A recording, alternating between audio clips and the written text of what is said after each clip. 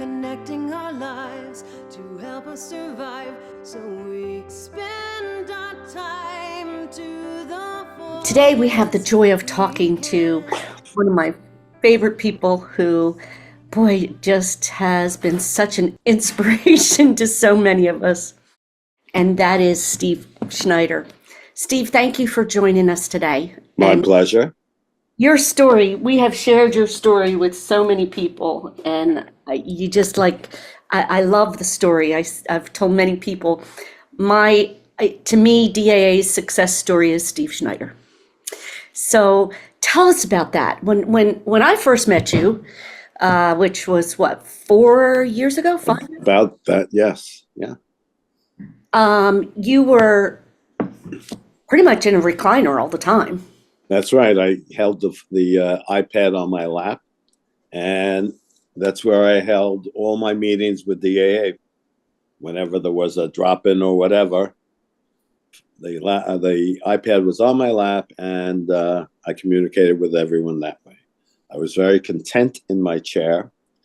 A couple of years before joining DAA, before I was diagnosed, I had open heart surgery. So I got used to my reclining chair during recovery. After meeting with so many great people at DAA and communicating with them privately and so on, and my family encouraging me to get out of my reclining chair, that it wasn't good mentally for me, I missed in saying that I was also, a year after my open heart surgery, I was diagnosed with Alzheimer's. So my family kept hocking me to get out of that chair and do something. And the people at DAA encouraged me to move on, to forget my chair. I still love my chair and I still use my chair. I decided to volunteer. I had to find a place that I would be comfortable volunteering at. And I never thought of volunteering until the encouragement of DAA. So I went locally to a senior residence that has a care memory unit, and I started volunteering there. It will actually be a year in March that I'll be volunteering. I do that 3 days a week, 4 hours each day, and I love it. It has so improved my life. I mean, there's a purpose for me to get up in the morning, a purpose for me to shower, a purpose for me to get dressed and to look presentable.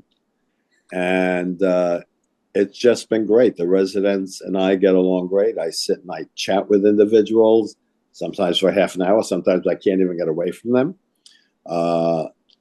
Bunch of women I call my harem. They are so sweet and loving, and there's always a thank you from them for whatever I do. I also participate and run activities. The biggest one that they love the most is bingo. So I'm a bingo caller in my old age, and I love it. And they play for money. It's $0.25 a game, and they're thrilled when they win something.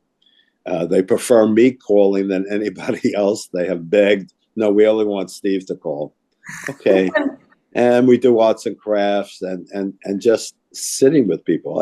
I get in earlier than I'm supposed to, and I sit down on the couch, and who's ever there, we have a conversation, whether it be about the news, whether it be about the facility or whatever. My life is enriched because of DAA and my family pushing me out of my reclining chair. I remember the first time you kind of got lifted up from the recliner was when you found out I was sending out so many cards, and you said, right. And I said, can do that. Exactly. And so I send out birthday cards constantly. I do it at the end of the previous month, like I'm going to do Marches very soon. And I have a list from Lori that gives me everybody's birthdays and addresses. And I send a card from the DAA family, which is what the group is. But let me ask you this. As you know, we get a lot of people newly diagnosed coming onto our programs. what would you say to them about finding purpose? Is that important? How important do you think it is? Oh, as I said before, it's very important for me. It gives me a reason to get up every morning and to shower and shave and get dressed. It's very important to me, and it's important to me the appreciation that they show to me, and that's my story. How I was evacuated from my reclining chair. We're living beyond dementia, connecting our lives to help us survive. So we spend our time to the And I always, in my heart, wanted to help people.